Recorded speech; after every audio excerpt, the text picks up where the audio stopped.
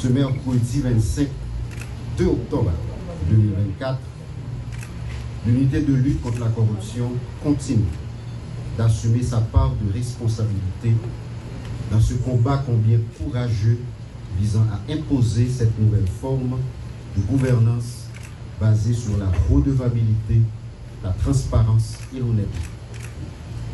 Moins de 2 mois de cela, l'ULCC a transmis à la justice 7 rapports d'enquête sur des faits avérés de corruption, mettant à nu un petit groupe qui développe un élan d'individualisme possessif au détriment de l'intérêt collectif.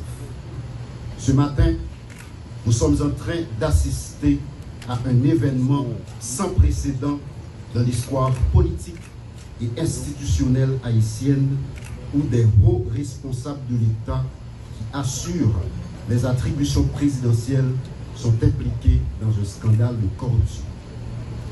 Les conclusions de l'enquête conduite par la commission mandatée à cette fin sont sans équivoque sur des atteintes à la probité de ces personnalités qui sont toutes également des agents publics avec la responsabilité de réduire les inégalités sociales, de permettre le vivre ensemble et de s'assurer du bon fonctionnement des institutions de l'État.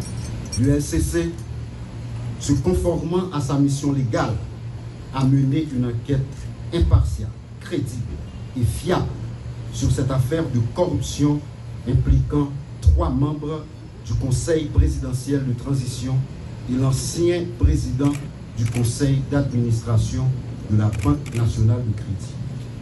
Ce rapport d'enquête que nous publions ce matin, cet après-midi, concernant les allégations de sollicitation des 100 millions de gourdes par les membres du Conseil présidentiel de transition est issu de plusieurs mois d'investigation et de documentation de nos enquêteurs expérimentés.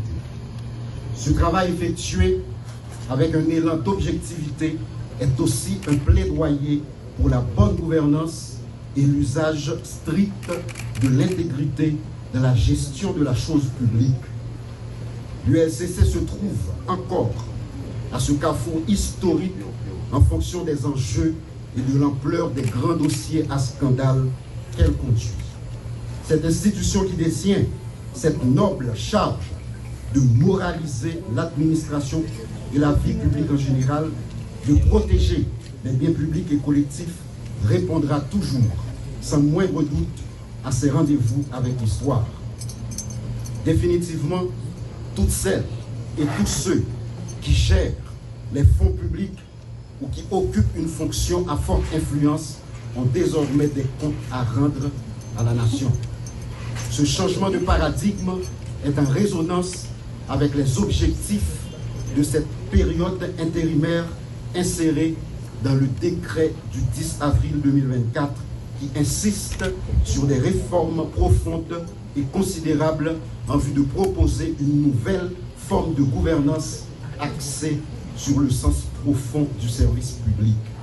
Enfin, nous réitérons une fois de plus la demande de traitement judiciaire des rapports d'enquête, c'est-à-dire des verdicts des tribunaux et cours du pays. Je veux rappeler que les juges sont appelés à décider en toute indépendance, en priorisant l'intérêt général, en s'efforçant de résister aux forces occultes détentrices d'avoirs importants issus des actes de corruption qu'ils sont tenus de réprimer.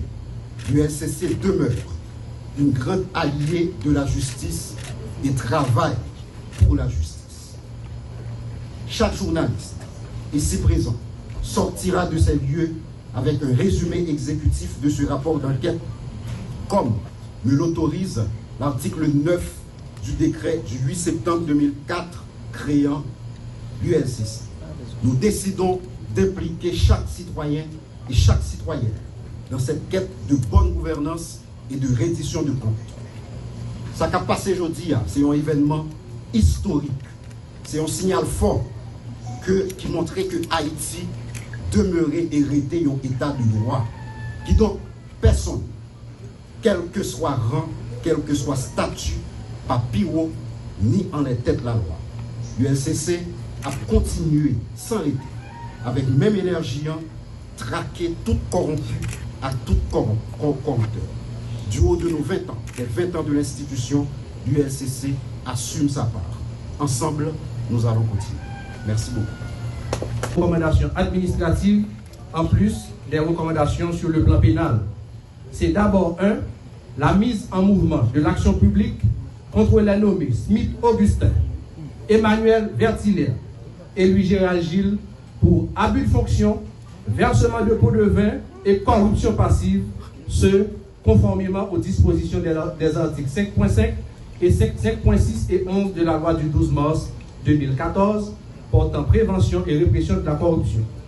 La mise en branle de l'action publique contre le nommé Raoul Pascal Pierre-Louis pour entrave au bon fonctionnement de la justice et abus de fonction, versement de pots de vin, corruption active, fait prévu et puni conformément aux dispositions des articles 5.5, 14, 21 de la loi du 12 mars 2014 portant prévention et répression de la corruption. La mise en mouvement de l'action publique contre le nommé Lonique Léandre pour instigateur de versement de pots de vin, fait prévu et puni par les dispositions de l'alinéa 2 de l'article 5.6 de la loi du 12 mars 2014 portant prévention et répression de la corruption. La demande d'extradition du nommé Raoul Pascal Pierre-Louis par l'autorité judiciaire compétente pour répondre de ces faits. Ce, conformément aux dispositions des articles 14 de la Convention interaméricaine contre la corruption, 43 et 44 et suivants de la Convention des Nations Unies contre la corruption, du traité d'extradition entre Haïti et les États-Unis d'Amérique et l'article 1er de la loi du 14 décembre 1912 sur l'extradition des criminels fugitifs.